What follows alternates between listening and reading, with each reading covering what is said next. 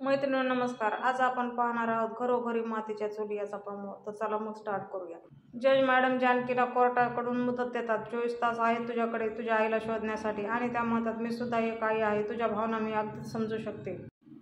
आणि जानकी देवाजवळ हात जोडून म्हणते, देवा कुठे असेल माझी आई, काहीतरी मार्ग दाखव देवा. आणि तोच डोरबेल वाजते. दरवाजावर काही लोक गोडाऊनमधून सामान घेऊन आलेले असतात आणि ते म्हणतात, जानकी मॅडम गोडाऊनमधून काही सामान आले ते चेक करून घ्या. आणि जानकीला त्या बॉक्सला रक्त आणि एक बांगडीचा काच लागलेला दिसतो आणि म्हणते, माझी आईची बांगडी, म्हणजे आई गोडाऊनमध्ये आहे. आणि जानकी गोडाऊनमध्ये जाते. जानकी गोडाऊनमध्ये गेल्यावर आई कुठेस तू, आई कुठेस तू असं म्हणत असते. आणि लताचं तोंड बांधलेलं असतं. ती नुसती हू करत असते आणि डोक्याने तिथले बॉक्स पाडते.